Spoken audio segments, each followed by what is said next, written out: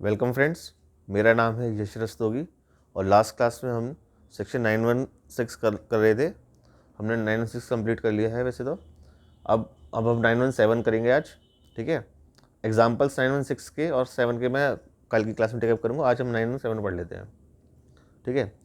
तो जैसे 915 हमने पढ़ा था, 915 क्या कह रहा था, वो इंटरेस्ट की पेमेंट के ऊपर था, ठीक है। 916 किसकी पेमेंट के ऊपर था, रॉयल्टी की पेमेंट के ऊपर था। सिमिलरली 917 जो है वो फीस फॉर टेक्निकल सर्विसेज की पेमेंट के ऊपर है, ठीक है।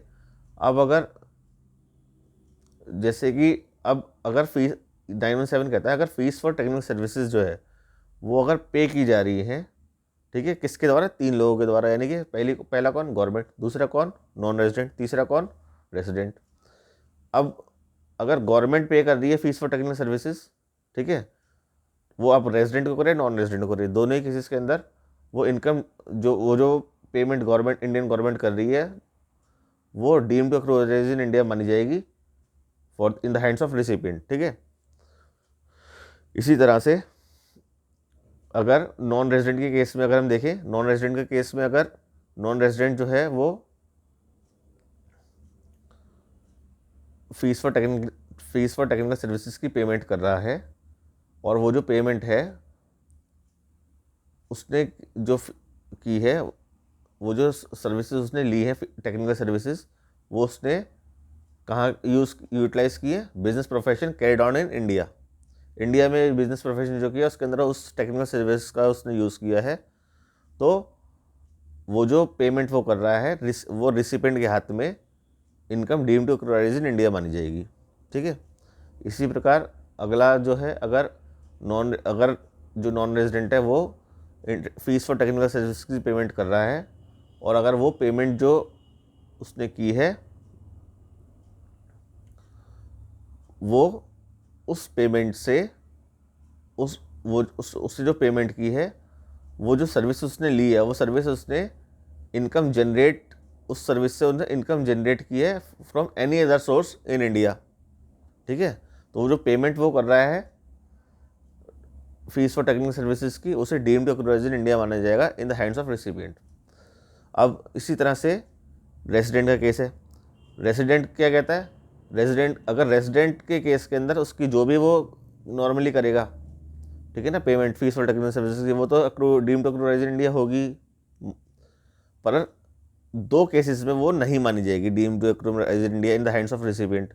वो 2 केस क्या है, पहला केस कि भाई जो रेजिडेंट है वो पेमेंट कर रहा है फीस फॉर टेक्निकल सर्विसेज की, ठीक है, for the business profession carried out outside India by him, ठीक है। वो बिजनेस प्रोफेशन जो है वो आउटसाइड इंडिया कैरी कर रहा है वो, ठीक है, और उसके लिए उसने फीस फॉर टेक्निकल सर्विसेज की पेमेंट की है। तो ये जो फीस फॉर टेक्निकल सर्विसेज वो पे कर रहा है, उसे income deem to accrues in India नहीं माना जाएगा in the hands of recipient. Similarly अगर रेजिडेंट जो है वो किसी और वो कोई फीस फॉर टेक्निकल सर्विसेज पे कर रहा है, और वो जो फीस फॉर टेक्निकल सर्विसेज उसने पे की है, वो किसी और इनकम को जनरेट करने के लिए की थी फ्रॉम आउटसाइड इंडिया, ठीक है। तो इस केस में भी उसे ये जो वो पेमेंट उसने की है फीस फॉर टेक्निकल सर्विसेज की, वो उसे deem to accrues in India नहीं माना जाएगा in the hands of recipient, ठीक है। तो ये हमारा सेक्शन 917 भी कंप्लीट होता है, ठीक है। तो अब पॉइंट जो है इम्पॉर्टेंट, ये एक नोट करने वाला है जो नॉन रेजिडेंट का है। नॉन रेजिडेंट के पॉइंट में अगर आप तीनों सेक्शनों में देखें, 915, 6 और 7, 5 के अंदर सिर्फ नॉन रेजिडेंट के केस में अगर जो बिजनेस प्रोफेशन के अंदर अगर वो अगर बिजनेस प्रोफेशन के लिए उसने इंटरेस्ट की पेमेंट की थी, तो वो जो इंटरेस्ट की पेमेंट वो कर रहा था उसे deem to accrues in India माना गया था in the hands of recipient. पर एनी अदर केस में अगर कोई और इनकम जनरेट करने के लिए वो कर रहा था तो उसको नहीं माना जा रहा था, ठीक है ना, कि भाई उसको income deem to accrues in India नहीं माना गया था 915 के अंदर, ठीक है।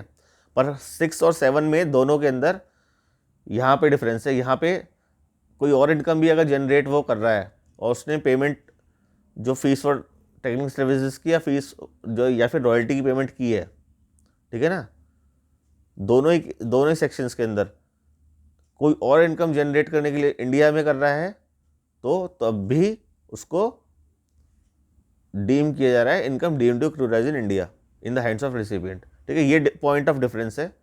ठीक है, तीनों 915 में, 916 और 7 में। ठीक है, 5 में एनी अदर केस कवर्ड में नहीं आता। फर्स्ट 6 और 7 में वो हर जगह कोई सी भी, चाहे वो बिजनेस प्रोफेशन से इनकम ले, ठीक है ना, बिजनेस प्रोफेशन में यूज़ करे अपने क्या नाम है उस सर्विसेज को, या फिर वो किसी और इनकम को जनरेट करने के लिए उन सर्विसेज का यूज़ करे। दोनों ही केसेस 6 और 7 में कवर हो रहे हैं, पर 5 में सिर्फ एक ही पॉइंट कवर हो रहा है, बिजनेस प्रोफेशन वाला। ठीक है, एनी अदर केस में अगर वो इनकम जनरेट करता है, जैसे मैंने बताया था आपको कि भाई उसने इंडिया में प्रॉपर्टी खरीद ली और प्रॉपर्टी खरीदने के बाद उसने क्या किया, उसने रेंटल इनकम कमा रहा है 915 में जो बताया था मैंने, तो वो जो इंटरेस्ट की पेमेंट कर रहा है उसे वो deem to accrue or arise in India नहीं मानी जा रही थी। ठीक है ना, इन द हैंड्स ऑफ रिसिपिएंट। ये डिफरेंस है, बस इस डिफरेंस को हम ध्यान रखेंगे। बाकी हमारे तीनों सेक्शन ये कंप्लीट हो गए हैं। आगे की चर्चा मैं कल करूँगा। आज के लिए इतना ही। Thank you.